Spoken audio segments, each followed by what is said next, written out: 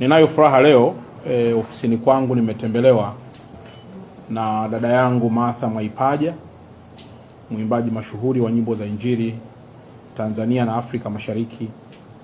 Lakini pia nimetembelewa na dada yetu wa muda mrefu, dada yangu Upendo Nkone, ambaye pia ni mwimbaji mashuhuri wa muda mrefu wa nyimbo za Injili.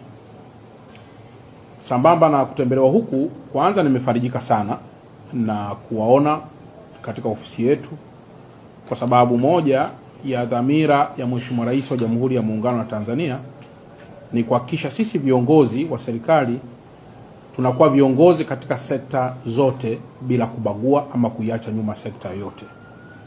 Mtafahamu kwamba dada yangu Upendo Nkone pamoja na dada yangu Martha, wote hawa wamekuwa ni watumishi wanaoinjilisha kwa kipawa kikubwa cha uimbaji ambacho Mungu mwenyewe aliwapa. Kwa hiyo hivi punde, siku chache zilizopita, niliona kidogo sintofahamu katika mitandao ya kijamii, lakini nikapata nafasi ya kuzungumza na dada zangu kwa mmoja mmoja, lakini nikaangalia dhamana kubwa sana walionayo, na hasa kwa followers wao ni wengi sana, lakini kila mmoja amezungumza mambo mazuri na ambayo kwa lugha nyepesi yanakwenda kujenga undugu na kuimarisha zaidi Injili hapa ndani Tanzania na pengine hata nje ya mipaka ya taifa letu. Jambo la kwanza ambalo ningetamani sana pia kulizungumzia ni kwamba mahali popote kunapokuwa kuna kipaji kikubwa sana ambacho Mungu amekiweka ndani ya mtu, mahali hapo huwa shetani hakai mbali. Shetani huwa anaweza kufanya kazi. Yupo mtu anaweza akasema, sasa mbona mchungaji anadondoka, au mbona mwimbaji anadondoka, au mbona askofu anadondoka. Sisi ni wanadamu tu.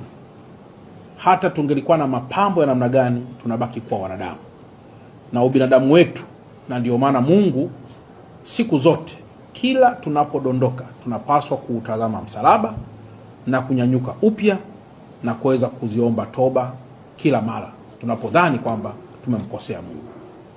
Kwa hiyo nitoe rai kwa Watanzania na hasa waimbaji wote wa nyimbo za Injili kwamba sisi ni Wakristo, ni Waislamu, lakini ni followers wa mtu yote ambaye Mungu ameweka kipaji kwake.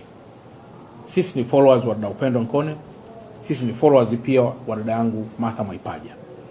Na mkiangalia kuna hadi waimbaji wengine wako katika taifa jingine huko ambao wametendi mpaka kuiga sauti za waimbaji wetu wa ndani ya taifa letu. Maana yake kuonyesha kwamba wako kwenye taifa jingine lakini ma role model wao wako kwenye taifa letu.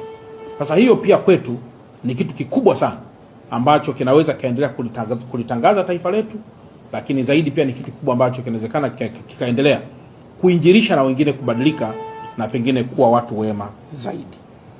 Dada Martha aliwahi kuimba wimbo wake mmoja, anasema sipiganagi mwenyewe. Lakini ukimwangalia pia dada yangu Upendo aliwahi pia kuimba wimbo wake mmoja wa usifurahi juu yangu. Nyimbo hizi mbili ukiziangalia zinatoa message kwamba unapopata jambo lolote gumu mbele yako, inamaanisha sipigani na upigani peke yako. Lakini dada Upendo anakuja kujibu tena, hata kama wimbo wake ndio mkongwe zaidi, ni kwamba mwenzako yoyote anapopita katika jaribu la aina yoyote, usimfurahie. Usifurahie juu yangu. Na ndio maana pia dada yangu Martha kaimba naye kwamba sipiganagi mwenyewe. Maana yake sipigani mwenyewe katika kila jambo ambalo tunakuwa tunalipata.